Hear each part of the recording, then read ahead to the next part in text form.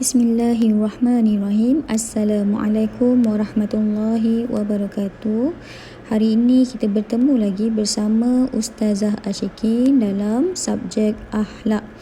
Okey, baiklah, hari ini kita akan lihat pelajaran yang ketujuh, iaitu sifat mahmudah yang mempunyai dua unit ya, unit 1 dan unit 2. Dan hari ini kita akan lihat unit 1 dahulu, iaitu taubat.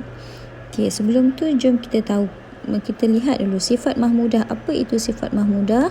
Sifat mahmudah adalah sifat yang terpuji. Sifat yang terpuji ya. Okey, jom kita tengok pengertian taubat. Taubat ialah kembali taat kepada Allah Subhanahu Wa Taala dan menyesali terhadap dosa yang telah dilakukan. Itulah pengertian taubat. Bagaimana kita nak bertaubat? Dengan cara solat sunat taubat yang dilakukan pada waktu malam. Lepas kita dah lakukan solat sunat, tapi kenalah konsisten hari-hari kan, insya-Allah Allah akan ampunkan dosa kita. Okey, insya-Allah. Okey, seterusnya dalil taubat. A'udzubillahi minasyaitonirrajim. Ya ayyuhalladzina amanu tubu ilallahi taubatan nasuha. Maksudnya, wahai orang-orang yang beriman, bertaubatlah kamu kepada Allah dengan taubat nasuha. Ya. Okey, seterusnya cara-cara bertaubat. Bagaimana kita nak bertaubat?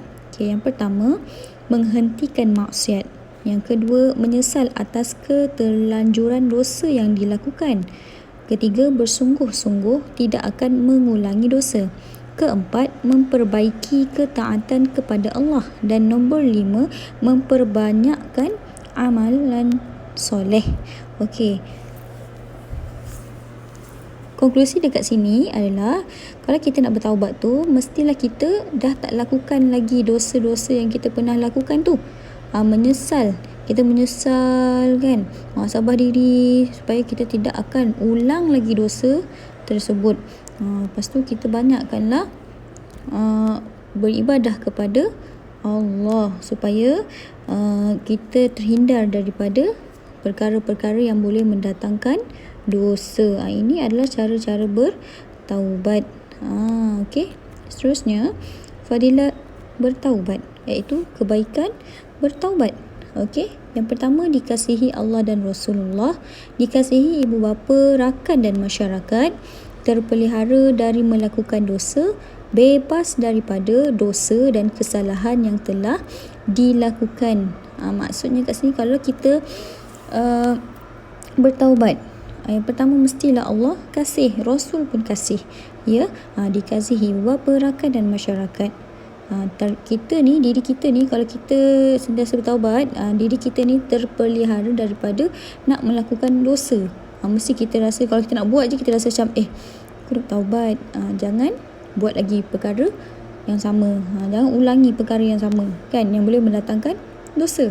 Dan keempat, bebas daripada dosa dan kesalahan yang telah dilakukan. InsyaAllah, kalau kita sentiasa bermuhasabah diri, kita ingat Allah, kita adalah terhindar daripada melakukan dosa dan kesalahan.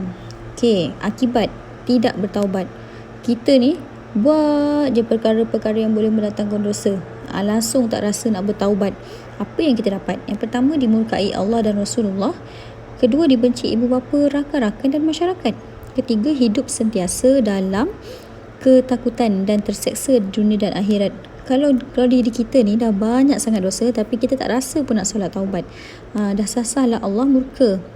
Rasulullah pun murka kan. Ibu bapa, kawan-kawan di sekeliling kita, semua tak suka kita. Sebab kalau kita sentiasa buat dosa, selalu menyakiti orang, kan.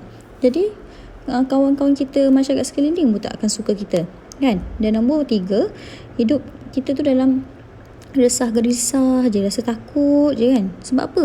Dalam diri kita ni banyak sangat dosa yang kita tanggung, sampai tak rasa pun kita nak taubat. Sebab itulah kita rasa macam tu, ketakutan je kan. Dan nombor 4, tersiksa di dunia dan akhirat. Bukan dekat dunia je kita rasa tersiksa, kat akhirat nanti pun kita akan terseksa dengan balasan Allah. Jadi diharapkan semua murid dapat memahami apa yang diperjelaskan pada hari ini berkenaan dengan taubat. Taubat termasuk dalam sifat mahmudah. Okey. Basahkan lidah dengan beristighfar.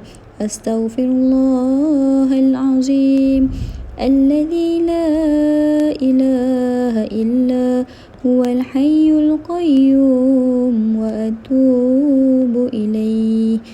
Sentiasa beristighfar, insya-Allah. Okey. Itu sahaja untuk hari ini. Kejap lagi saya akan sertakan dengan latihan yang perlu awak buat. Jadi diharapkan semua murid dapat melakukan tugasan dengan baik, insya-Allah. Itu sahaja untuk hari ini. Assalamualaikum warahmatullahi wabarakatuh.